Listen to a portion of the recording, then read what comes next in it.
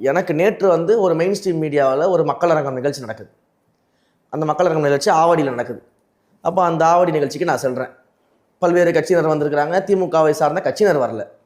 அவங்க கட்சியினர் போல பேசக்கூடிய ஊடகவியலாளர்கள் வந்தாங்க. இந்த விஷயங்கள் நடக்குது. அங்கே நான் போய் பார்த்த ஒரு ஆச்சரியமான காட்சி என்னென்னா, முதல்ல அங்கே 100 பேர் தான் ஒரு கெப்பாசிட்டி இருக்கும்.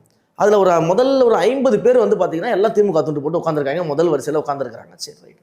நானும் முதல்ல தொண்டர்கள் அப்படின்னு தான் நினச்சேன். நான் பேச என்னை பேசவே விடலை. அவ்வளோ கூப்பாடு, அவ்வளோ மிரட்டல்கள் எனக்கு. அங்கே நான் பேசிக்கிட்டு இருக்கும்போதே வந்து நேரடியாக மிரட்டல் கொடுக்குறான். நீ வெளியில் வா, நான் என்ன பண்ணுறேன் பாருன்னு மிரட்டல் கொடுக்குறான். நீ வீட்டுக்கு போய் சேர மாட்டேன்னு மிரட்டல் கொடுக்குறான். அப்புறம் எங்களுடைய மாவட்ட நிர்வாகிகள், எங்களுடைய மாவட்ட செயலாளர் திரு தென்றல் மணிகண்டன் அவர்களுடைய தலைமையில் அங்கே நம்முடைய பேச்சை கேட்பதற்காக தோழர்கள்லாம் வந்திருக்கும் போது, அப்போ வந்து அந்த விழா முடிஞ்ச உடனே அவங்க சொல்கிறாங்க, அந்த நிகழ்வு முடிஞ்ச உடனே, அண்ணே வந்திருந்தவங்களை வந்து உங்களை பார்த்து கை நீட்டி பேசுனது, இந்த மிரட்டினதெல்லாம் யார் தெரியுமாண்ணே? அவங்கெல்லாம் வந்து இங்கே இருக்கக்கூடிய கவுன்சிலர்ஸு, கிட்டத்தட்ட ஒரு 6 கவுன்சிலரு, ஒரு 5 பகுதி செயலாளர்னு சொல்லிட்டு திமுகவின் சார்பாக பேசக்கூடிய ஊடகவியலாளருக்கு ஆதரவாக வந்து உட்காந்துருக்கோம். கவுன்சிலருக்கு அங்கே மக்கள் பணி செய்யக்கூடிய வேலை இல்லை போல.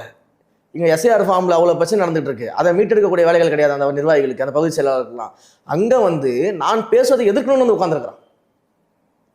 அப்போ இந்த அளவுக்கு இன்றைக்கு ஒரு சாதாரண தொண்டனான என்னையே பார்த்து இன்னைக்கு திமுக கட்சி இவ்வளோ பயப்படுதுன்னா, அப்போ என் தலைவரை பார்த்து எந்த அளவுக்கு பயந்துருக்கிறாங்கன்னு பாருங்க. ஏன் பயப்படுறீங்க? புதுசாக வந்த கட்சி தானே, ஜெயிக்காத கட்சி தானே, உங்களுடைய பார்வையில் நாங்கள் தான் ஒன்றுமே இல்லையே, அப்புறம் ஏங்க நீங்கள் பயப்படுறீங்க? எதுக்கு இவ்வளோ வேலை செய்கிறீங்க? அப்போது உங்களுக்கு தெரியும் இந்த கட்சி மிகப்பெரிய ஒரு ஆளுமையாக உருவாகிட்டு இருக்குது.